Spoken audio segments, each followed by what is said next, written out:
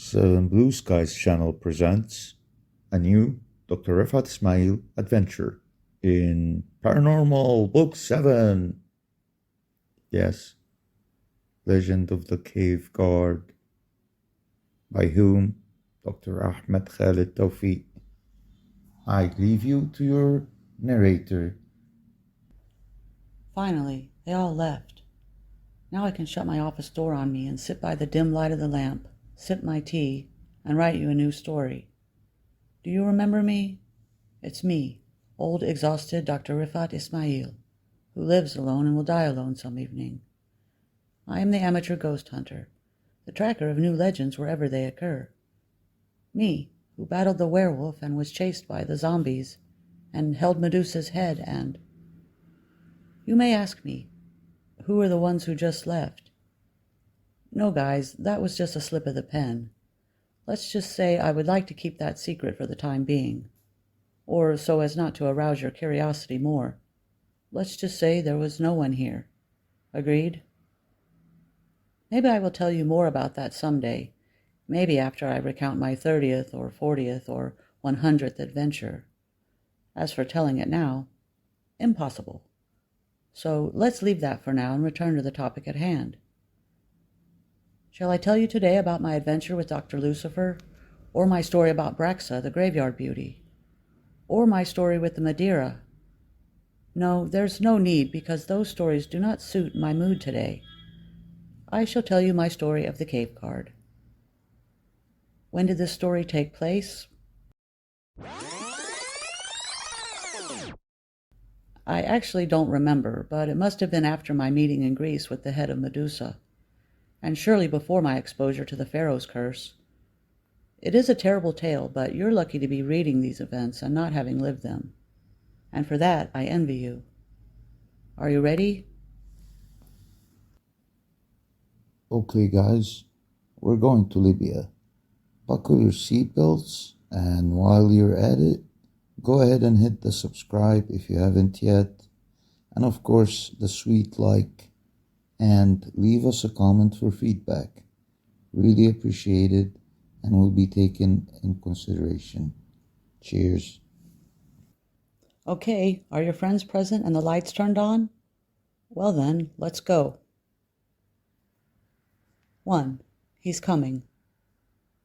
When we noticed the clawed footprints in the moist sand, when we saw the line of blood still wet on the ground, tracing a crazy death dance, when we noticed the jacket torn as if an army of demons had run out of it, and when we saw the confusion and fright in the eyes of Professor Paolo, then, and only then, did we understand that the cave guard is real, and that it was free, and that it wanted us.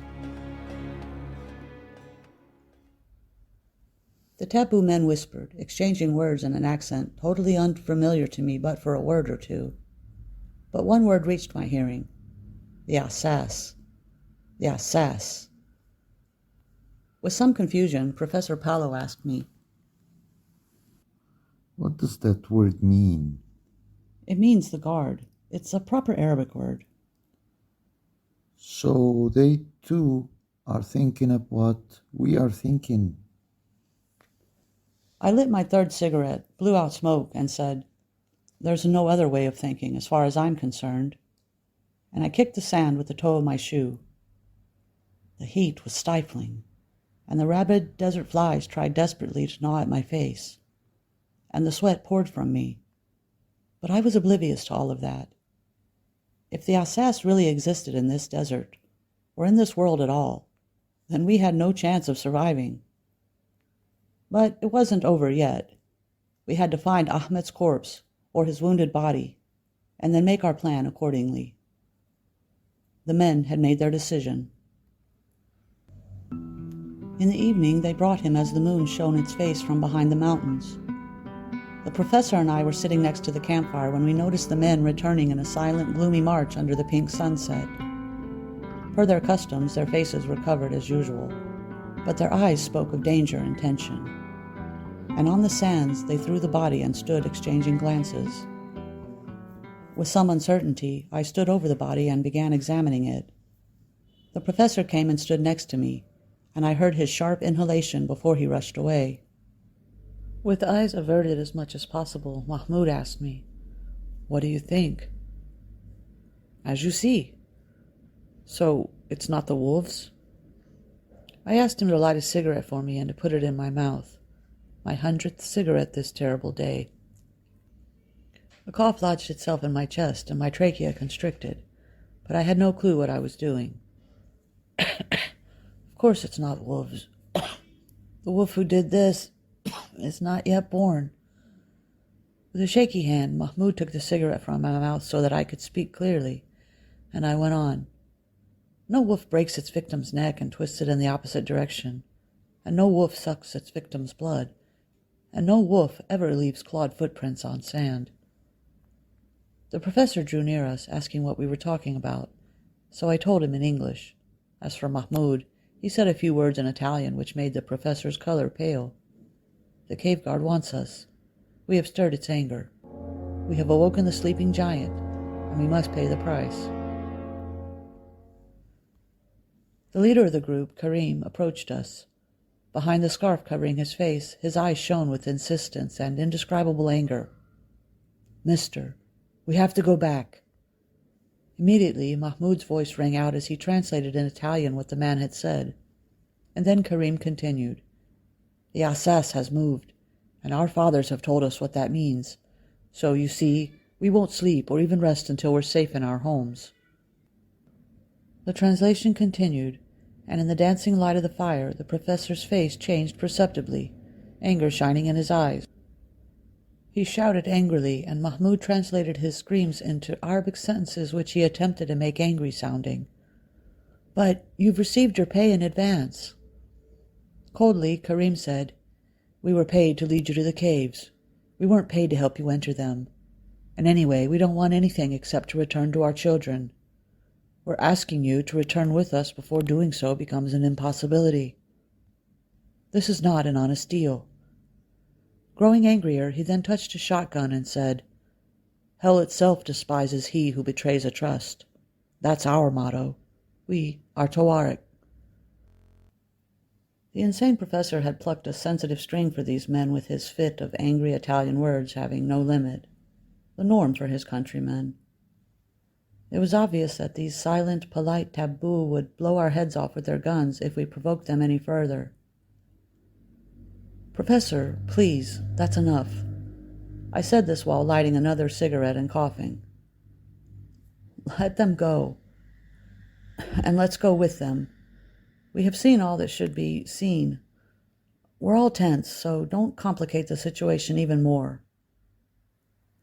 Rounding on me angrily, the professor exclaimed, "You and your chimney! I'm fed up with your carelessness, and your cowardice, and the smell of your cigarettes. Put out that cigarette, or this monster will find nothing to kill. And if you want to follow these taboo, go for it. I won't blame you. Go ahead, go." I almost replied to him with a shout befitting his rudeness, but I realized some kind of electricity filled the air which made everyone shout, so no need to add another spark to this tense situation. Without another word, I turned my back and linked arms with Karim. Surprised, the professor demanded, "Where do you think you're going?" What a question. Following your orders, of course. The taboo disregarded his surprised look and mounted their camels as the animals' voices rose along with their bodies as they reached a standing position again. They placed Ahmed's mutilated corpse onto one of the camels. As for me, I got onto my own camel's back. And here started the nightmare as the creature went to stand up, throwing me to the front, then to the back, then to the front again. Fully standing now, the camel started walking slowly behind the convoy. They had buried the corpse, and there was no need to stay. "Cowards!" The professor's screams echoed as we left him and Mahmoud standing, staring after us in surprise. They stood alone next to the fire, lost in its dancing golden light, and the silent desert stretched out endlessly before them. And with the convoy, I drew farther and farther away until I could see no trace of them.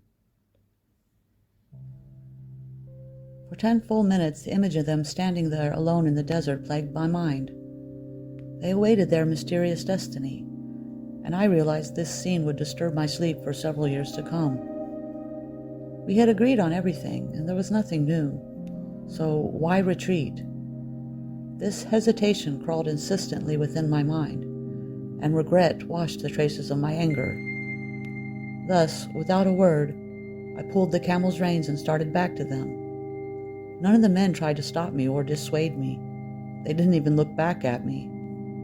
These men firmly believe that the human being is the master of his own destiny, and that destiny does not change.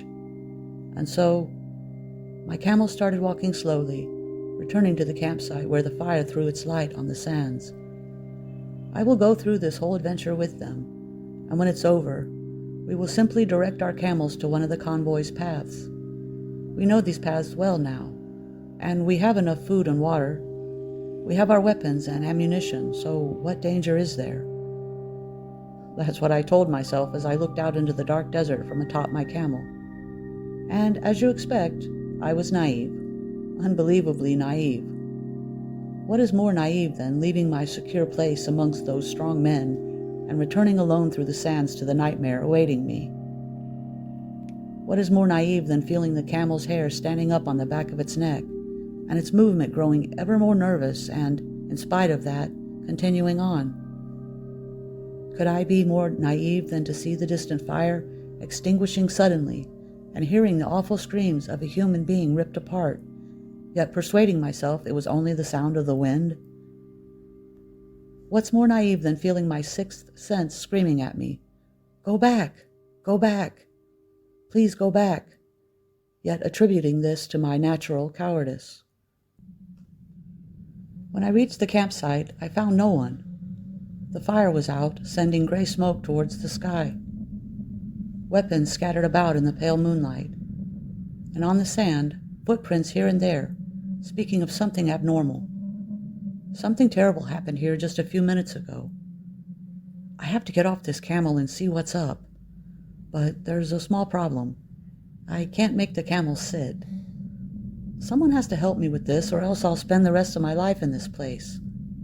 And even worse, if I jump down from the camel's back, I'll break my leg for sure. And even if that doesn't happen, how will I remount the camel if I want to leave? What's left for me is to call out as loudly as possible, "Mahmoud! Professor Paolo! Where did those two idiots go? And who put out the fire? And who was screaming?" I lit up another cigarette, feeling gratitude for my cleverness, which compelled me to bring along multiple packs of cigarettes on this trip. Something had happened, but I could not believe it was something bad. Bad things don't happen so quickly, as soon as the taboo turn their backs. So I have to find them or rush to catch up with the men before I lose their track. More screaming won't hurt. "Mahmoud! I hear you telling me, don't scream, don't let it hear you." And it's true, but I, as I have said, expected no evil.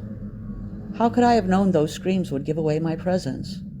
Or that the smell of tobacco would bring the creature my scent? Or that the tenseness in the camel's muscles under me meant only one thing: it's him, and here he is coming for me, coming from the depths of hell, covered with darkness and the silver moonlight, the Assas. 2. The Lost Continent. But let us leave all this nonsense. Why would I waste my time and yours blabbering about topics which only interest me, when I actually plan to start this story telling you of my trip to Libya? As I have told you, I don't remember the exact year, or the reason for the visit. It must have been a scientific mission of some sort, and it must be this story took place when I had just returned from Greece after my tragic adventure with Medusa's head. I don't even remember the name of the hotel, but it was a comfortable hotel in Tripoli. After my mission, I spent 2 weeks there, and as usual, just like what happens in Sir Rider Haggard's stories, this story started in the smoking room. Of course, I mean the lobby of the hotel. I had made the acquaintance of a Libyan engineer named Mahmoud. He had just returned from a research trip in Italy, and the speed of healing of the deep wound left by the Italians on the kind people of Libya aroused my surprise. After the occupation starting in 1911, Many heinous crimes were committed here. Mahmoud told me how the Italian general, that butcher Graziani, used a long rope to tie the people of Fezzan together and then throw them out of an airplane. Oh my God! I felt goosebumps crawling up my spine. Are humans really monstrous to that extent? The man who committed these acts is definitely a human like us, with a wife and kids, and gets headaches and diarrhea, and he loves fruits and summer nights. So what happened to him to turn him into a butcher? It's the fascism and racism, Mahmoud said. It turns a human into a bloodthirsty butcher. Any human. With his hand, he attempted to smooth his frizzy hair, the hair common to all of the sons of the Arab West. His was a dark-complexioned, thin face framed by mad, carefully unorganized hair. His eyes spoke of supreme sensitivity. He was very intelligent, and he told me bitterly, "We need science, and those people control the science now. That's why they overpowered us and tortured us. As for today, our sacred mission is to learn everything from them, all that they know. Thus I found nothing wrong in going to Italy to learn." I smiled, confirming his words. I myself had studied in England, a country which occupied my homeland for 70 years, and, like him, I found nothing shameful in doing so. "I think a lot of invaders came to your country," I suggested. He blew out cigarette smoke and smiled, saying, "A lot. In the old days we were occupied by the Spanish. We called them El Fendal. Then the Romans came, and in the 16th century the Turks, who ruled us under the notorious Basha el-Karmanli's family. Next came the Italians with their ominous ruling. All of those came and all of them left." He then narrowed his eyes and smiled deviously, saying, "And sometimes they say there were other invaders we don't know about." "What do you mean?" "Nothing," he said. "Just speculation and the talk of inexperienced scholars. But really, you've aroused my curiosity." Putting out his cigarette tensely, Mahmoud said, "Dr. Rifat, you're an educated man who has traveled a lot, so don't tell me you haven't heard about the plateau." "Which plateau?" With a loud, impatient voice, he replied, "The Tassili Plateau, of course." At a nearby table, a man sat regarding us with interest. A man in his 60s, clearly a foreigner. His face and limbs were unusually meticulous and symmetrical, like some kind of well-crafted mannequin. His dull face was devoid of wrinkles, with wide blue eyes betraying some amount of insanity. This man is a scientist. That's what I told myself, and I wasn't far off. This man was indeed a scientist, and the word Tassili had caught his attention, and he would definitely try to meet us and tell us terrible secrets about this plateau, thereby adding another nightmare to my nightmares. I guessed as much, and the man implemented this scenario to the letter. Here he is, standing up, approaching us, the bastard. He bows slightly, speaking Italian, and Mahmoud responds, inviting him to sit. Grabbing a chair, he rubs his hands together cheerfully and says in English, "The mister has asked me to speak in English so the three of us can understand each other. And it's my honor to make the acquaintance of two gentlemen like yourselves." Like most Italians, his English accent was funny. "My name is Paolo Giraldi, Professor Paolo Giraldi. I teach ancient history at the University of..." And I allowed myself to listen to your conversation, but could understand nothing from it except for the word Tassili. And it's quite remarkable that we should be thinking of the exact same thing at this same moment. When he finished talking, beads of sweat had gathered on his forehead, and his saliva spilled from his lips. A true madman, but he won't ruin my night. "Unfortunately," I said, "I know nothing about this topic, as I'm an Egyptian." "Ah, but all of you Arabs look alike." He then summoned the waiter, ordered 3 cups of cold orange juice, and went on blabbering unreservedly. "This plateau between Libya and Algeria contains one of the most mysterious riddles in human history, and it is said to be the undeniable proof of the existence of life on other planets." I sat up in my chair. This talk had taken a turn which interested me greatly, especially as I knew nothing whatsoever about this subject. While taking the first sip from his glass, Mahmoud commented, "That may be what they say, but the general belief is that hidden under this plateau is the mysterious continent of Atlantis." I startled, placed my hands on the table, and exclaimed, "Atlantis? You're joking, right?" "This is no joke," said the professor. "But Herodotus claimed it sunk into the Atlantic Ocean, and specifically in the expanse between Morocco and North America." Pushing his frizzy hair back, Mahmoud mumbled, "I don't know about that, but my understanding is that Herodotus claimed it was in the Great Desert, and that an earthquake swallowed it up." "That means," I said, "it's not a continent, it's a country." "Exactly." The Italian professor smiled sedately and remarked, "Anyway, there are a lot of theories and doubts about Atlantis, one being that geologists found no trace of an earthquake in the Great Desert. Thus, there could not be a continent under the sands." He then thought for a second and continued, "Since my field of study is ancient history, the story of Henry Lott captured my attention. In his expedition in 1956, he led a convoy of scientists who discovered ancient paintings on the cave walls. And with atomic analysis, they discovered that the paintings were made 20,000 years ago. Imagine, 200 centuries. 200 centuries ago, there was a civilization whose people already knew how to draw. And it's not an exaggeration to say that, for this reason, I came to Libya." He then smiled bitterly and said, "It's the truth, the priceless truth which will give science immeasurable flexibility. The truth." Here I swallowed hard. Where had I heard this sentence before? Was this a case of déjà vu, which makes us imagine we have lived a situation before and heard the same words before? Or had I really heard this before? Ah, Dr. Richard Cummings. He said it to me one day about 10 years ago as we stood in front of Dracula's mummy. The same words, and the same crazed look in the eyes. With a somewhat cold tone, Mahmoud remarked, "But that's just speculation." "Speculation?" the professor shouted tensely. "Well then, what if it turns out to be true? Mysterious paintings in an ancient cave drawn 200 centuries ago, and the paintings depict spacemen and flying men. What exactly would make us understand? A UFO landing here with green men who have antennae and carry laser guns?" I cleared my throat, deciding to trust my instincts and have my say, which would definitely not please this crazy guy. But I would go mad if I held back. "Listen, Professor," I said, "you know the idea of people living on other planets is total nonsense."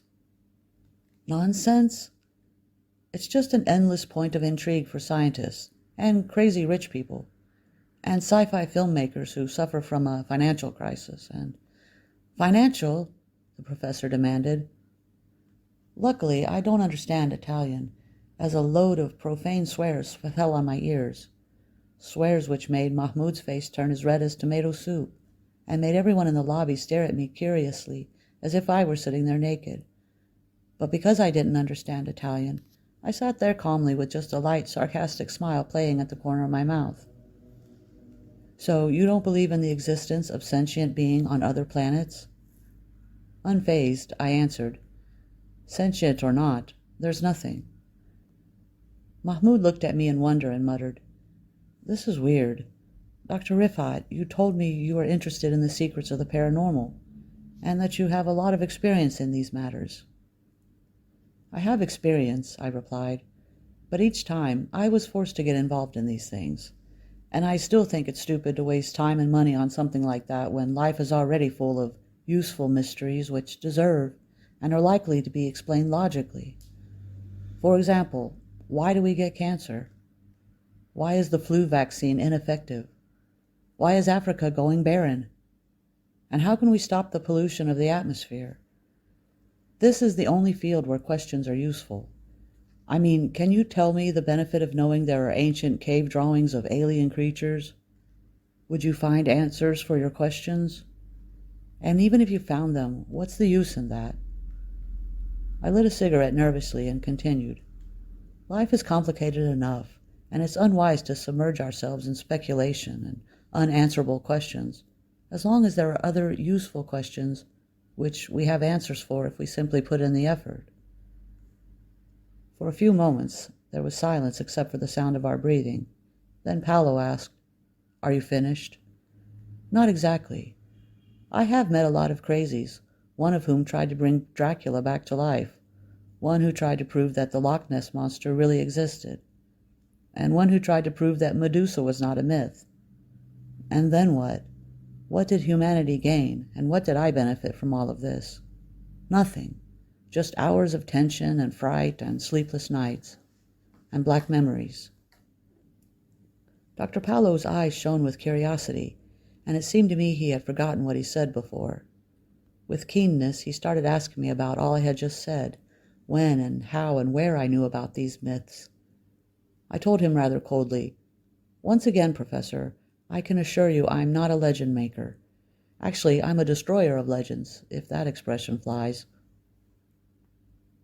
I went on speaking until midnight as they listened, half amazed and half skeptical. And when the clock struck midnight, Mahmoud yawned and said he had to get some sleep, and I agreed. As for the professor, he was lost in daydreams, and I had the distinct impression that my stories gave him some idea.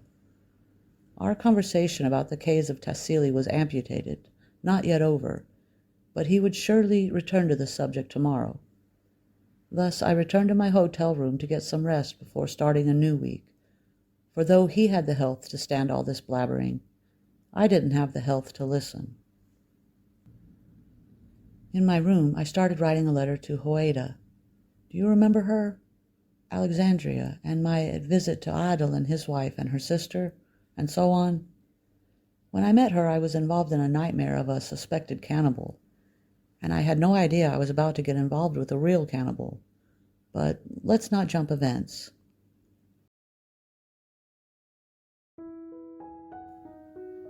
Dear Hoeda, I write you this letter from my hotel room, and my longing for you is killing me because your beautiful memory never leaves me, and... What is this BS? Newspaper sellers write better and more tender and less phony letters to their servant girlfriends. These were just words, as the longing was not killing me, nor did I remember her face in the first place. I was merely trying to mold myself into a contrived state of love, knowing it was my duty to the one who would someday be my wife. Plus, a man in his 40s should write more eloquent letters than those written by a 14-year-old boy. I was tearing up the silly letter when there came a knock at the door. "Come in," I called. But he didn't come in. That means he didn't understand me. And since he didn't understand, that meant he wasn't Arab. And since he's not Arab, it was... "Come in, Professor," I said as I straightened up in my chair. The man entered wearing obnoxiously colorful summer pajamas. He held a razor blade, and his face was covered with foam. So he was in his room shaving his beard in his PJs when... "An unusual idea came to me," he remarked with mad enthusiasm. I shook my head in agreement, saying, "Obviously. You know the Tassili Plateau?" "Well," I said dryly, "what were we talking about all night?" "We're going there." "What?" "Yes," he exclaimed. "Me, you, and Mahmoud. A re-exploration. I have an historian's experience, and you're an expert in the paranormal, and Mahmoud is from Fezzan, where the plateau is located." His eyes shone in true hysteria as he said, "It'll be the most beautiful experience of your life." 3. Let's see. Professor Paolo, I think I made it quite clear that I'm not at all interested in this subject. Clear to a level of rudeness. "But you don't understand," he cried, while moving to my bed and sitting without invitation. "It's the riddle of riddles, the secret of secrets. It's the charmed mirror which will transport us to another world, a different dimension." "Dimension?" I replied. "Of what size?" And I lit a cigarette and then grabbed one of my shoes and started polishing it, saying, "Okay, we reach the caves and descend until we reach Atlantis. where we find an entire city scientifically advanced, and where the beautiful queen falls madly in love with me. And then an earthquake demolishes everything, and the whole civilization is buried once again, yet we survive. Isn't that what you expect? And then what? I need companions on this trip, witnesses, and you and your miscreant friend are perfect for the job. I thought you were highly educated and brave. And you were wrong. I'm an ignorant coward. Is that enough for you to leave me alone? And here, for the first time, I began to fear this man, as when I lifted my eyes towards him, I noticed sweat covering his forehead, his whole body trembling, and a crazed look in his eyes. From between his teeth he made a low hiss, stating, "Dr. Riffat, I'm not used to being told no. When Paolo Giraldi wants something, he gets it, and others can only show their reluctance. You will take this trip." Before I could find an appropriate response, the door closed behind him. He had left me alone holding a shoe and a brush, and shaking. When I told Mahmoud of the conversation from the night before, he seemed happy. He clapped his hands together cheerfully and laughed to the point of shortness of breath. He remarked, "You opened an irresistible subject for that madman. Your stories exceeded his imagination, and he couldn't bear it. So, quickly enough, his hidden desire sprang on him, which is to see you and me and himself in an adventure through the desert to discover the unknown." "Problem is," I said, "he threatened me." "Ah, he's still laboring under the delusion of the Italian imperial complex. That's what this is really about." We were sitting next to each other in comfortable chairs in the hotel lobby, sipping on fragrant tea and checking the available newspapers when the professor appeared. He seemed exhausted after the long night he had undoubtedly spent drawing up hundreds of plans and discovering the secrets of the universe. And without a word he approached us and, rubbing his hands together, intrusively pulled up a chair. He ordered some tea and then said, "I have prepared everything. We leave tomorrow." Mahmoud and I exchanged looks. This madman spoke as if we had no will or opinions of our own. What does he want from us? "Professor Paolo," I started, "I thought you understood what I told you last night." With desperation, he shouted, "But I've studied everything, everything. Hundreds of probabilities, and maps and articles describing this plateau. You have nothing to lose. I came to Libya for this purpose, but I'm an old man and in dire need of both of you." Nudging Mahmoud to start moving away, I said tensely, "No one goes on a trip like this as a favor. Don't you understand?" The professor mumbled his acceptance, and he sat back in his chair, a broken and finished man. Did he finally understand there was no use in pressuring us? My life in this hotel had become hellish, as the crazy professor followed me everywhere, insistent and tempting me, and explaining the plan for the trip. A whole week passed in such misery, and I felt the only solution was for me to leave Libya. I could leave the hotel, but I was otherwise quite comfortable there. I could kill the professor, and I would enjoy every second of it, but I did not fancy ending my life on the gallows. Gradually, and under this heavy pressure, I started to feel the idea was not so bad. Why not? At least I would see with my own eyes all that had been seen so far by the explorers who returned safely. No one spoke of the existence of vampires or ghosts or mythical creatures in that place. Therefore, my special talent of going into disasters would not play a big role on this trip. Also, Mahmoud was a sane and reasonable man, and with him I would learn a lot about this, my part of the world. The professor is quite mad, but he is amusing, and I enjoy those amusing mad scientists. So why would I refuse? True, the man had threatened me, and pride had made me refuse to the bitter end, but what did I care about this small man's threats to me? And how could a crazy man really insult me? And so that evening I went to the Italian's room and told him I agreed to go with him on this miserable escapade. As I stood next to the window, I stared out at the sand dunes and cacti dotting the desert, thinking of what awaited us. In a voice loud enough to overcome the whirring of the engine, Mahmoud told me,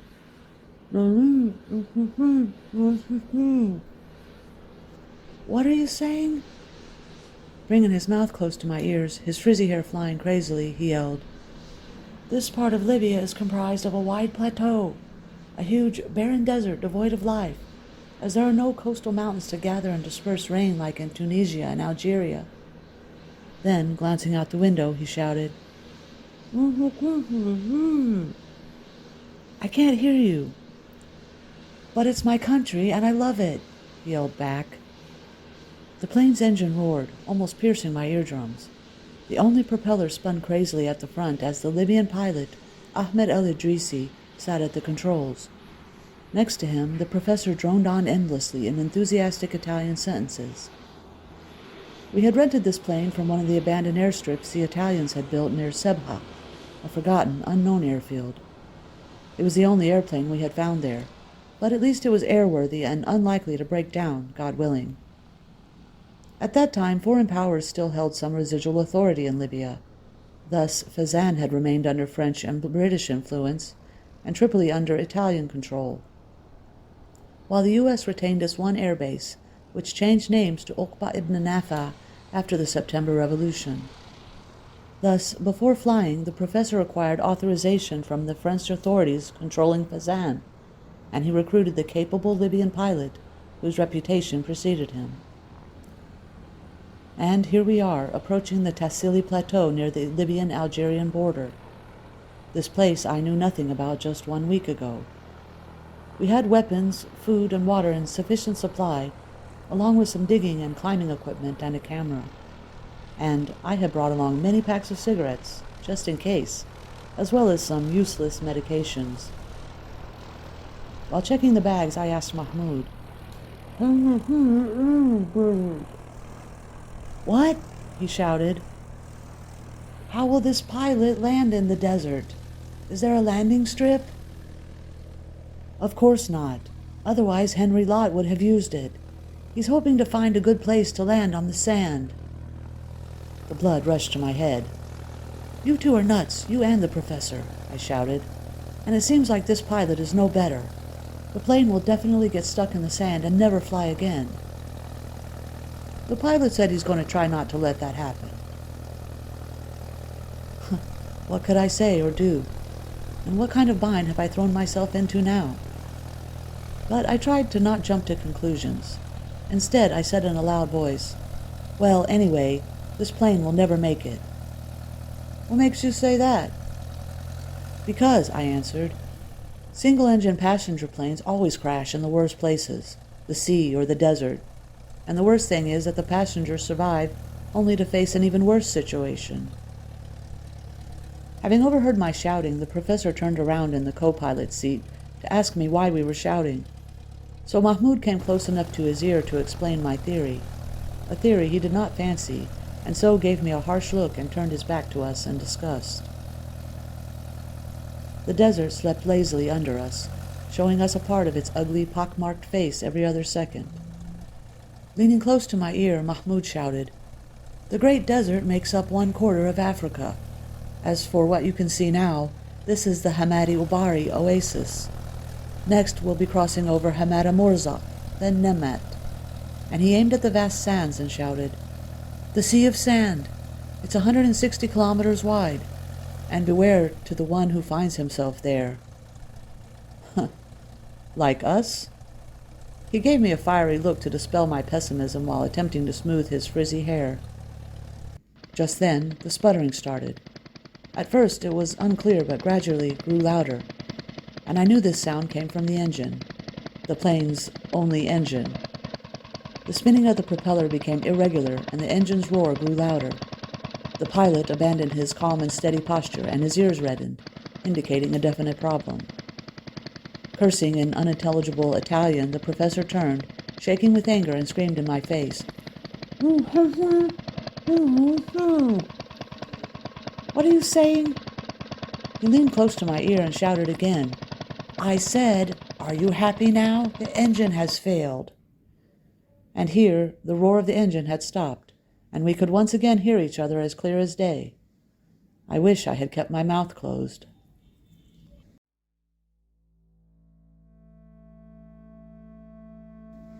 "4. The Sea of Sand. If this were a movie, this scene would contain several successive shots, each not more than a half second, pieced together by a talented film editor who would then add in the sound effects, screaming and crying and moaning, and he might even add a crescendoed soundtrack foretelling the end. The scenes would go as follows: the engine stopping, a plane going down quickly, lips murmuring fervent final prayers, wide blue eyes, a hand pulling the control stick frantically, sweat on the forehead, the desert nearing quickly, the plane skidding, a hand pulling hard at the controls, a childish hand trying uselessly to grasp the glass porthole, flying eyeglasses, the velocity increasing madly, and then the scenes shorten: hand, controls, plane, eyes, desert, engine, a bald man searching for his glasses, me, of course, and finally the sand filling the screen and fade to black. Yes, the theater audience would witness such scenes. In reality, suffice it to say the plane had crashed, and that the pilot succeeded in landing the plane semi-horizontally. Therefore, the damage was not severe. The sands buried half of the fuselage, which barely absorbed the impact. We had survived, but what now? After half an hour of pushing away tons of sand from the door, we managed to escape the plane. The professor boiled with anger, and he screamed in my face while brushing the sand off his clothes. "Did you see that, you jinx? If it weren't for your pessimism, this would not have happened." I replied coldly, "On the contrary, the pessimist expects evil and finds it or something better. So he takes every possibility into account and doesn't believe in luck. As for the optimist, he always expects good, and that's a hard thing. Therefore, the pessimist finds something better than expected in every situation." "And what is better than expected this time, you damn philosopher?" Running my hand over my head, I said, "I don't know, but none of us was hurt in the crash, and that's a point in our favor. We have to be in good shape when the wolves attack." "Wolves?" he spluttered. "Of course. It's inevitable. If you don't see wolves, you would feel there's some kind of trick." I went on, "And there also must be thirst, and a mirage." I think the reader can guess what the professor said next: heinous Italian curses, about which I was blissfully unaware, though I guessed their meaning from the reddening of Mahmoud's ears. And as for the reddest ears of all, they belonged to the pilot, Ahmed, who clambered over the sand dunes, kicking himself for a situation in which he had no real fault. What a bind! Where are we? How will we get back?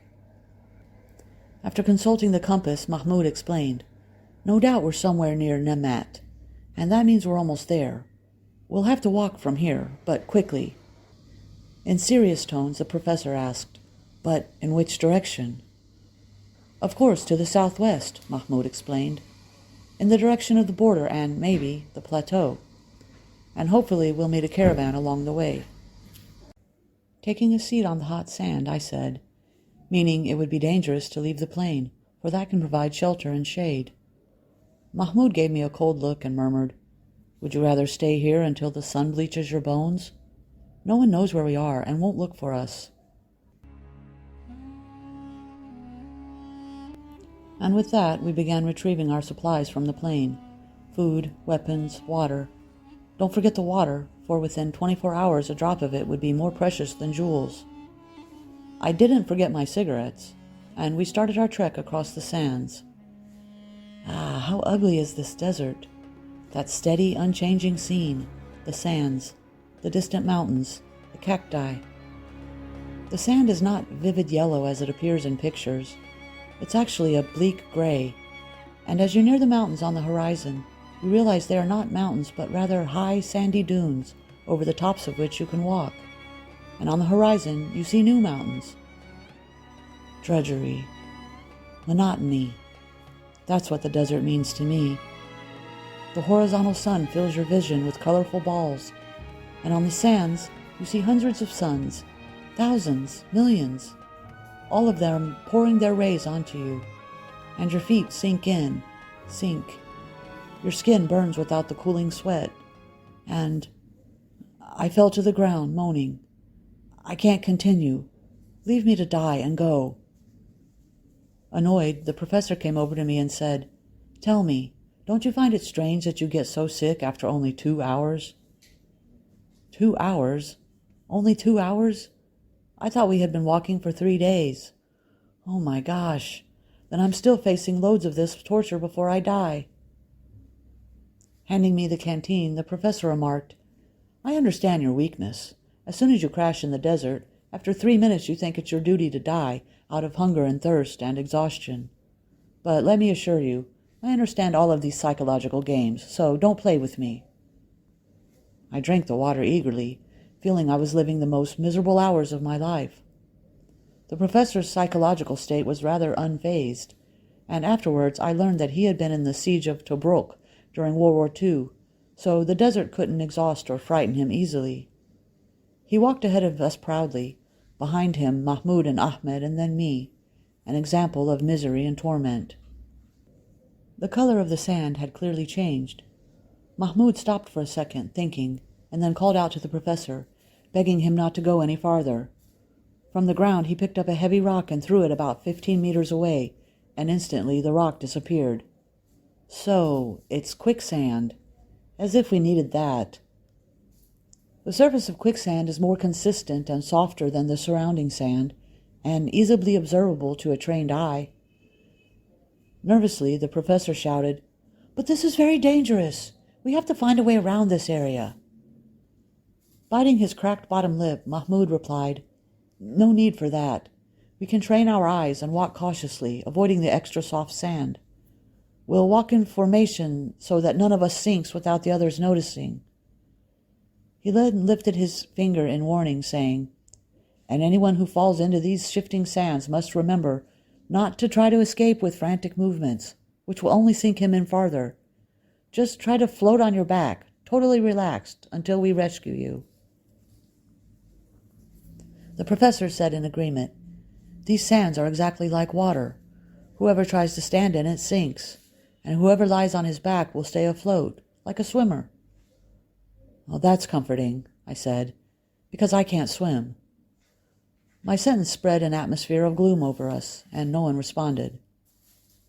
Slowly and carefully we started moving over the sands. If we didn't have the compass with us, I would have insisted we were going in pointless circles. I could swear I had seen this group of cacti 20 times since we left the plane. And suddenly we noticed the scene for the first time. It was a plane, an old single-engine plane. Part of the wreckage stood nearly vertically, half buried in the sand with one wing totally broken and its fuselage rusty, burnt steel. It was a fighter plane which crashed with its miserable pilot dozens of years ago, and we had found it. It's Italian, the professor shouted as he ran to check it out. He circled the plane, touching the worn metal with true nostalgia. It must have crashed here 40 years ago. This is a typical plane from that era. Amazing.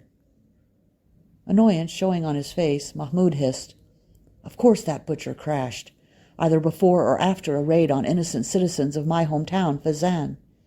He got what he deserved. The professor paled, and it seemed to us like he was about to explode. Young man, he grumbled, this man was a miserable soldier who was only following orders. I myself fought the Libyans because the Duchy ordered me to. Your soldiers slaughtered our children, and I can't accept that Mussolini called his generals to his office, ordering them to slaughter children. They did so because they wanted to do it, and after the war you would hear them say innocently, Don't blame me, I'm a soldier. I was following orders. The professor did not answer, but started circling the plane again in fascination.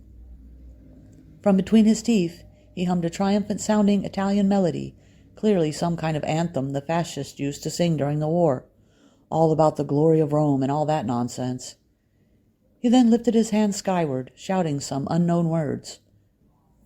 This man is totally psycho, maybe more than we suspected, and the scary thing was that we were in the same boat with him. This trip would not pass peacefully. I knew and felt that, and awaited it with dread. The night crawled onwards. 3 hours later, here we are sitting, exchanging looks around a campfire that Ahmed lit. Our shadows stretch out behind us on the sands. No sound here except for the cracking of the wood and our breathing. And in each of our hands is a piece of beef jerky which we chew with difficulty. The enigmatic desert night throws its heaviness on the sands and on our souls. The professor stirs the tongues of flames with a stick, and Ahmed's head droops onto his chest. And I am drowning in my black notions when... Did you hear that? A long, sad howling echoes through the desert, answered by scores of similar howls. My worst nightmare has come true. It's the wolves. It seemed that none of my companions heard what I heard. None of them changed their sitting or their facial expressions except for Ahmed, who reached for his gun, attempting to release the safety, and then sighed and lifted his head. The minutes passed slowly, and it must have been almost midnight when we saw the first of the wolves. By the light of the flames, its eyes shone like hailstones as it repeatedly paced around us with curiosity. It must have been the pack leader trying to figure out what was up. The professor picked up a piece of burning wood and threw it in the unwanted visitor's direction, but missed. The wolf simply backed off a few meters. Then Mahmoud aimed at a point behind me. There were others. I jumped like someone stung to find 6 or 8 of those fiery eyes standing about 10 meters away. But Mahmoud's voice rang out, shouting, "Don't run! Stay as you are. Quick movements provoke them, and they never attack a person in a group." I know that, but do they know it too? It was obvious that the wolves had never heard this piece of information, for one of them drew close to me slowly, the smell of its rotten breath filling my nose. It then tilted its head, its hellish gray eyes staring fixed on me. It caught the sleeve of my shirt and started pulling. At first I stayed still so as not to provoke it, but then I changed my mind. I tried in vain to free my sleeve from the iron trap of its jaws. Its growling grew stronger, and here I realized I was in real trouble. The wolf was pulling me outside the circle of fire. 5. The Tawarik. "Mahmoud, do something." "Whoosh! Whoosh! Get out of here, you son of a devil! Leave him!" With my sleeve still in the beast's mouth, I had not changed my seated position. I tried desperately not to lose my balance. This scene reminded me of a police dog when it alerts on the accused and pulls him out of the lineup of suspects. From about a meter away, Ahmed slowly and confidently lifted his rifle and aimed at the wolf. He pulled the trigger. The sound of the gunshot echoed across the desert. And when the smoke and smell of gunpowder dispersed, the corpse of a huge wolf lay in the sand, blood dripping from its forehead as I still sat nearby, dumbfounded. Like the gunshot signaling the start of a race, the sound caused 10 or more wolves to come running towards us. One of them jumped on Mahmoud and dropped him, going for his throat. And one wolf stood on its back legs, sinking his fangs into the professor's chest. And, just my luck, another crazed, rangy wolf howled and blocked my escape, the hair on its neck standing up like needles. As if I needed this. I landed a strong kick on its chin, which made it yelp in pain and run away, tail between its legs. Meanwhile, 2 strong fangs sank into the meat of Ahmed's wrist. The situation was dire, and it was apparent that these wolves were hungry and desperate. Being the only free one among us, I rushed over to my bag, grabbed my gun, and turned to find 2 more wolves rushing towards me. I held my breath and took aim, but just then I noticed 2 wolves writhing in pain on the sand. Taking a kneeling position, I pulled the trigger again and again. The smell of gunpowder, and hairy bodies scattered about, and the echoing of my shots. I felt Mahmoud's fingers digging into my arm. Enough! Enough! But I continued to fire madly. Rifat! Enough! They ran off after you killed 6 of them. Huh? Finally, my muscles started to relax, and I heard Mahmoud laughing, exclaiming, 5 wolves with 6 bullets. Will you admit now that every human can become a killer when necessary? I shook my head in disgust, throwing my gun to the ground. I despised this weapon, but the violent devil had moved within me for those few seconds, and it was enough. One of you may say I was forced, but no, 2 or 3 bullets would have sufficed. But 6 shots is entirely uncalled for. I never thought it would happen, but I had become bloodthirsty. We had survived the attack, and no one can deny it was all thanks to me. We returned to the campfire exhausted, while the pilot piled up the bodies of the 6 wolves a short distance away. Gloomily, we started reloading our guns in preparation for another attack by these fervent beasts. After 15 minutes, we heard a sound. A human voice called out, so we all stood, keen to see what was happening. In the darkness, we could just make out some huge monsters approaching us, monsters with big, rounded backs and long necks. But as they drew closer, we discovered they were camels, each one ridden by a strong man with a scarf covering his face. They drew close to the fire, forming a circle around it. "Assalamu alaikum," one of the men greeted us in beautiful Arabic, so we returned his greeting with an even better one. I whispered to Mahmoud, "Tawarik?" "No," he replied. "Actually, they're taboo. They're very much like the Tawarik." "Well, what's the difference?" The name." Carrying their rifles, the men surrounded us, mysterious, enigmatic. Still on top of his camel, their leader spoke to Ahmed. We heard gunshots, so we came quickly. We realized the wolves had attacked someone, and your fire led us here. The professor needed no translation to discern the topic of this conversation, for the situation was clear and obvious. We were lucky. We had survived for 12 hours after the plane crash, and now we were saved from the hunger and thirst, thank God. Ahmed relayed the story to the men, 2 of whom sat their camels on the sand and came over to listen to this talk. I regarded them closely. Their faces were wrapped with blue bandanas, and they all had dark complexions, though one of them had blue eyes. Strong features, stern, full of masculinity, at least what showed from behind their face covers. Each one held a daunting, double-edged sword, a dagger, and an old rifle engraved with lovely Arabic script. Trying to follow the Arabic conversation, the professor shouted eagerly, "What are you talking about? I don't understand." I turned to him and quickly translated to sum up the conversation. I told him they wanted to know where we were heading. Surprised, he remarked, "What kind of question is that? The Tassili Plateau, of course." The 2 men overheard the word Tassili amidst the English words, and their eyes met in a meaningful look. But what meaning? For tense moments, silence prevailed, and then one of the men asked me, "Will you join us? Our camp is nearby, and we have 4 camels without a rider." "Of course." And in silence, we put out the fire, picked up our supplies, and approached the 4 camels sitting on the sand. "Oh my gosh, how can you ride these dinosaurs?" One of the taboo helped me up onto the back of a camel, then gave it an order and patted its nose. I felt like I was on a swing hanging from one rope, front, back, front. My screams filled the desert, but this dinosaur stood up and I started to feel more stable, as if overlooking the desert from a high balcony. The men were still laughing sarcastically when our convoy started moving. And now I understood why they call camels the ships of the desert, because the rider will definitely get seasick. That I am sure of. We sat in the men's camp, drinking camel milk and eating dates. Daylight revealed the cruel sun and fiery sands, but the situation was different this time. With interest, I checked out the camp in greater detail. The sheepskin tents slung together roughly, and here and there, one of their women tending to her dull chores. And I was surprised at the women showing their faces while the men only removed their face coverings to eat and drink. Their faces were pretty, a rough sort of beauty, desert beauty, and I also noticed more blue eyes than expected.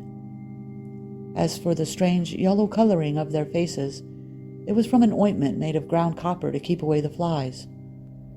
On their hands and feet I saw designs drawn with henna, a custom commonly followed by the married women.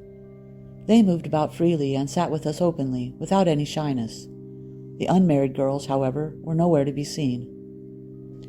I was sunk in contemplation of such things when I felt the professor's hand tugging at my wrist, compelling me to participate in the conversation. Mahmoud was explaining what the Italian scientist wanted from these taboo. "We want you to participate in this trip and lead us to the Tassili caves. We'll pay you well."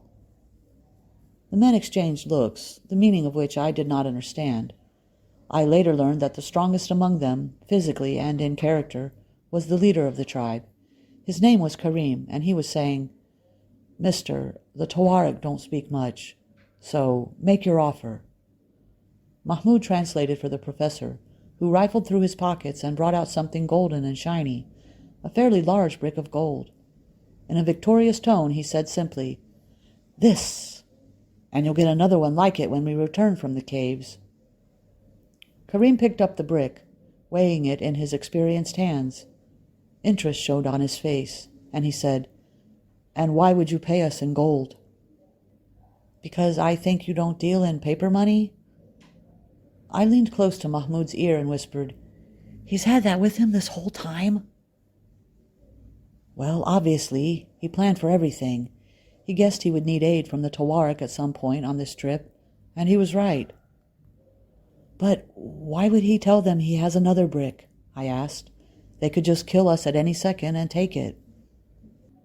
Mahmoud smoothed his messy hair and said confidently, "Not the taboo.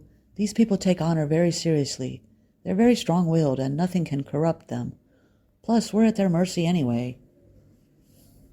Putting the gold brick into his pocket, Karim remarked, "Since you are so keen on reaching the plateau, I will introduce you to a desert scout the likes of which you'll never find. It's the will of destiny." And he aimed at one of the silent men sitting next to them, demanding, "Speak, Gabriel." Just then, with a dramatic movement like someone waving a magic wand, the professor threw down his cup of milk. His face shone with enthusiasm. He jumped up like someone stung. "Gabriel!" he cried. "Gabrine! It's you? You?" He touched the face of the man, who showed no sign of interest. "You were the scout for Henry Lott, the scout who led him to the Tassili caves 10 years ago. It's really you?" Gabriel calmly replaced his face covering and murmured, "My mission with Mr. Lott was very difficult." 6. The Caves. The call to prayer rang out, so we stood in prayer there on the sand, still wet with dew, while the professor checked his papers and maps. He had become very excited to learn that Gabriel, or Gabrine, the guide for Henry Lott on his famous trip, would be his guide as well. Gabrine is the distorted European pronunciation for the name Gabriel, and also a play on Gabarine, the Berber word for mountains. Having finished the prayer with the taboo men, I went and sat heavily next to the professor on the sands. Swallowing hard, I asked him, "Professor, if someone had already done this trip and left nothing big or small unstudied, what do you expect us to add to their findings?" Without looking at me, as he couldn't stand the sight of me ever since the plane crash, the man replied, "I'm looking for the cave they didn't enter, for the stone unturned."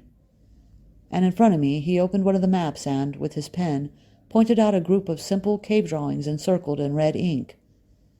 This small, insignificant cave, for instance, they neglected to check as they were astonished and busy recording what they saw in the bigger caves. In addition, its entrance is blocked by fallen rocks. "And is this the cave of interest?" I asked. "Well, it's one of them." As we went to mount our camels, dawn was spreading its reddish garment over the desert, its pure, cool breeze tickling our faces. And, as usual, here I am getting thrown to the front, back, front, and finally... But the camel was in a foul mood, very agitated, and I felt that any moment it would toss me from its back. To my surprise, I noticed one of the taboo men lighting a hand-rolled cigarette and sticking it in the camel's nose. Even stranger, the camel started inhaling the smoke eagerly and began to calm down. Mahmoud explained, "These camels are addicted to smoking. They need at least one cigarette every day. Every competent camel handler knows this." The strangeness of this world never ceases to amaze me, and it seems like I will continue to experience this, always surprised, until the second I close my eyes for the last time.